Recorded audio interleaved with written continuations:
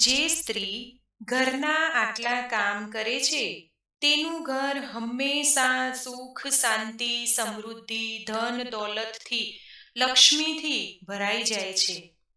ધાર્મિક ગ્રંથોમાં ઘરની સ્ત્રીઓને દેવી લક્ષ્મીનું સ્વરૂપ માનવામાં આવે છે. જ્યોતિષ શાસ્ત્રમાં કહેવામાં આવ્યું છે કે કેટલાક ખાસ ઉપાયો અને નિયમો અપનાવવાથી તમામ મહિલાઓ પોતાના ઘરમાં સુખ સમૃદ્ધિની સાથે સાથે દેવી લક્ષ્મીની કૃપા મેળવી શકે છે. આ ઉપાયો અને નિયમોનું પાલન કરવાથી મહિલાઓ તેમજ ઘરના તમામ સભ્યોના જીવનમાં સકારાત્મકતા આવે છે. તો ચાલો જાણીએ કે એવા કયા ઉપાયો અને નિયમો છે જેનું ઘરની દરેક સ્ત્રીઓએ પાલન કરવું જોઈએ. એ જાણીએ તે પહેલા જો આજનો આ વિડીયો પસંદ આવે તો લાઈક કરજો, શેર કરજો, કમેન્ટમાં જય માં લક્ષ્મી જરૂરથી લખજો અને પહેલી જ વખત જોઈ રહ્યા છો તો ચેનલને સબસ્ક્રાઇબ કરી લેજો. નંબર 1, સ્ત્રીઓએ ભોજન બનાવ્યા બાદ સૌથી પહેલા ભગવાનને ભોગ અર્પણ કરવો જોઈએ. પછી ગાયને રોટલી આપો, એક રોટલી કૂતરાને આપો. પશુઓને ભોજન કરાવવાથી ઘણું પુણ્ય મળે છે. સનાતન ધર્મમાં ગાયને પૂજનીય માનવામાં આવે છે. ગાયને રોટલી ખવડાવવાથી દેવી દેવતાઓ પ્રસન્ન થાય છે. ઘરમાં હંમેશા સુખ સમૃદ્ધિ બની રહે છે. નંબર 2, સ્ત્રીઓએ દરરોજ સવારે અને સાંજે તુલસીની પૂજા કરવી જોઈએ અને તેમની સામે ઘીનો દીવો પ્રગટાવવાથી ઘરમાં સુખ શાંતિ આવે છે. જ્યારે રાત્રે ઘરના પ્રવેશ દ્વાર પર સરસવના તેલનો દીવો પ્રગટાવવો જોઈએ. તે સુખ અને સમૃદ્ધિને પ્રોત્સાહન આપે છે અને દેવી લક્ષ્મીને પ્રસન્ન પણ કરે છે. નંબર 3, વાસ્તુ નિયમો અનુસાર ઘરની મહિલાઓએ ઉંબરા પર બેસીને શૃંગાર ન કરવો જોઈએ. ભોજન કે વાતચીત ઉંબરા પર બેસીને કરવી જોઈએ નહીં. આ સાથે ઉંબરા પર કોઈ પણ પ્રકારના વ્યવહાર ન કરવો જોઈએ. આવું કરવાથી માતા લક્ષ્મી નારાજ થાય છે. મહિલાઓની આ જ આદત ઘરમાં બરબાદીનું કારણ બને છે. તેથી ઉંબરા પર આ કાર્ય કરવું વર્જિત માનવામાં આવે છે.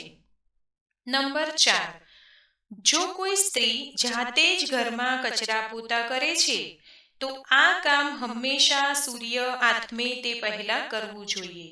સૂર્ય આથમી જાય પછી ઘરની સફાઈ કરવાથી ઘરમાં દરિદ્રતા આવે છે. સૂર્યાસ્ત પછી વાળમાં કાંસકો ફેરવવાથી વાસ્તુ દોષ થાય છે. સાંજે વાળમાં કાંસકો ફેરવવાનું ટાળો. આના કારણે દેવી લક્ષ્મી નારાજ થઈ શકે છે. નંબર 5, વાસ્તુશાસ્ત્ર અનુસાર ઘરના મુખ્ય દ્વારને સ્વચ્છ રાખો. કારણ કે ઘરનું મુખ્ય પ્રવેશ દ્વાર ગૃહમુખ માનવામાં આવે છે. તેથી પરિવારની સમૃદ્ધિ માટે ઘરનો મુખ્ય પ્રવેશ દ્વાર મોટો રાખવાનો રિવાજ રહ્યો છે.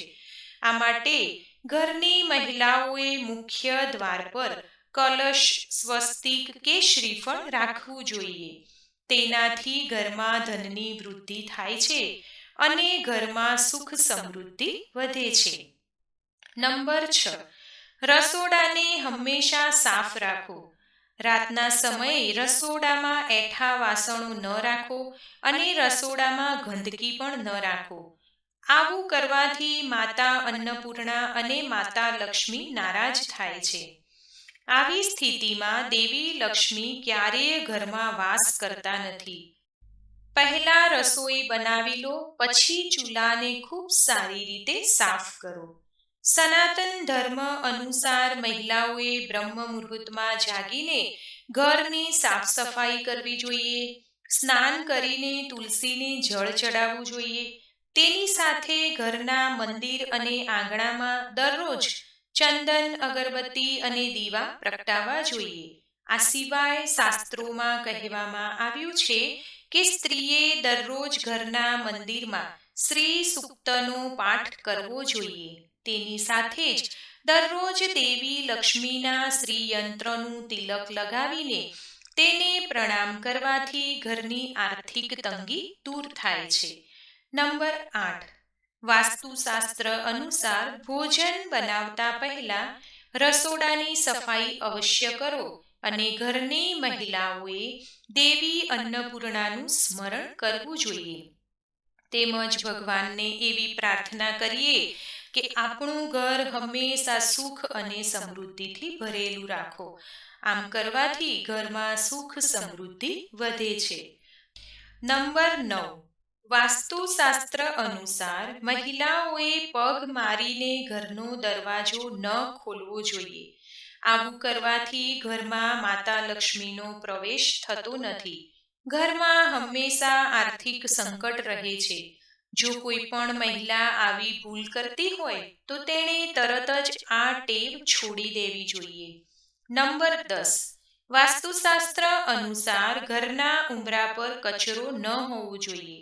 તેથી મહિલાઓએ રોજ સવારે ઘરના ઉંબરા પર પાણીનો છંટકાવ કરવો જોઈએ, જેથી બહારથી દૂષિત ઉર્જા ઘરની અંદર ન જાય. આમ કરવાથી ઘરમાં સકારાત્મક ઉર્જા ફેલાય છે અને ઘરમાં આર્થિક લાભ વધે છે. નંબર 11. રાત્રે સૂતા પહેલા બેડરૂમમાં એક પેપરમાં થોડું સિંધવ અથવા કાળું મીઠું રાખો. બીજા દિવસે સવારે શાંતિથી તેને ઘરની બહાર ફેંકી દો. તેનાથી નકારાત્મક ઉર્જા દૂર થશે. તેમજ ઘરમાં સુખ, શાંતિ અને સમૃદ્ધિનું આગમન થશે. આ ઉપાય તમે અઠવાડિયામાં એકવાર કરી શકો છો. નંબર 12. કપૂર સળગાવો. મહિલાઓએ રાત્રે સૂતા પહેલા કપૂર સળગાવીને આખા ઘરમાં ફેરવવું જોઈએ. તેનાથી નકારાત્મકતા દૂર થાય છે અને સકારાત્મકતા ફેલાય છે. પરિવારમાં મતભેદો પણ ઓછા થાય છે. બેડરૂમમાં કપૂર સળગાવવાથી પતિ પત્ની વચ્ચે પ્રેમ અને મધુરતા જળવાઈ રહે છે. નંબર 13. નકારાત્મક શક્તિઓને તમારા ઘરમાં આવવાથી રોકવા માટે ઘરનો મુખ્ય દરવાજો હંમેશા સ્વચ્છ રાખવો જોઈએ. વાસ્તુ અનુસાર ઉત્તર પૂર્વ દિશામાં બનેલા મંદિરની દરરોજ સફાઈ કરવાથી સકારાત્મક ઉર્જા મળે છે. કારણ કે આ દિશામાં મંદિર રાખવાથી ભગવાનની કૃપા હંમેશા બની રહે છે. નંબર 14. ઘરની સફાઈ કર્યા પછી સ્ત્રીએ તરત જ સ્નાન કરવું જોઈએ. મોડેથી સ્નાન કરવાથી ઘરમાં દરિદ્રતા આવે છે. સ્નાન કર્યા પછી મહિલાઓએ ભગવાનની પ્રાર્થના કરવી અને પ્રસાદ ચડાવવો. જો તમે દેવી લક્ષ્મીને પ્રસાદ ચડાવતા પહેલા કંઈક ખાઓ છો તો દેવી લક્ષ્મી નારાજ થાય છે. નંબર 15. વાસ્તુ અનુસાર અગ્નિકોણમાં શુક્ર ગ્રહનું નિવાસ માનવામાં આવે છે અને શુક્ર ગ્રહ સ્ત્રીઓ સાથે સંબંધિત છે. આવી સ્થિતિમાં ઘર બનાવતી વખતે એ વાતનું ધ્યાન રાખવું જોઈએ કે ઘરનો અગ્નિ ખૂણા ખુલ્લો હોવો જોઈએ. નંબર 16. રસોઈ બનાવતી વખતે હંમેશા સકારાત્મક રહો. ભગવાન અને પોતાના પરિવાર માટે ભોજન બનાવતી વખતે વ્યક્તિમાં સારી લાગણી હોવી જોઈએ. તેમજ ખરાબ બોલવાથી ખોરાકમાં નકારાત્મકતા આવે છે. આવા ખોરાકનું સેવન કરવાથી બીમારી અને દુઃખ આવે છે. માતા અન્નપૂર્ણા પણ ગુસ્સે થાય છે. જો ઘરમાં ઝઘડો થાય, રાંધતી વખતે મનમાં ગુસ્સો આવે કે ખરાબ વિચારો આવે તો પરિવારની સંપત્તિનો નાશ થવા લાગે છે. નંબર 17. ઘરની મહિલાઓએ રોજ સવારે ઘરની સફાઈ કરવી જોઈએ. પછી સ્વયં સ્નાન કરી ઘરના મુખ્ય દ્વાર પર રંગોળી બનાવો. આમ કરવાથી ઘરમાંથી નકારાત્મક ઉર્જાનો નાશ થાય છે. તેમજ ઘરની બહારના ભાગને કેસરી, પીળા અને લીલા રંગમાં રંગવો જોઈએ, જે ઘરમાં સુખ સમૃદ્ધિ લાવે છે. નંબર 18. જ્યારે પણ તમે ભોજન રાંધો ત્યારે તે પહેલા સ્નાન કરો. આ પછી જ રસોડામાં પ્રવેશ કરો. રસોડું એ ઘરમાં ખૂબ જ મહત્વપૂર્ણ સ્થાન છે. ખોરાક રાંધતી વખતે સંપૂર્ણ શુદ્ધતા જાળવવી મહત્વપૂર્ણ છે. સ્નાન કર્યા વિના ભોજન રાંધવું એ અન્ન અને અગ્નિદેવનું અપમાન છે અને આવા ઘરમાં ગરીબી પ્રવર્તે છે. તો મિત્રો, જો આજનો આ વિડીયો તમને પસંદ આવ્યો હોય તો લાઈક કરજો, શેર કરજો, અમારી ચેનલને સબસ્ક્રાઇબ જરૂરથી કરજો. કોમેન્ટમાં જય માં લક્ષ્મી જરૂરથી લખજો. સર્વેને મારા જય શ્રી કૃષ્ણ.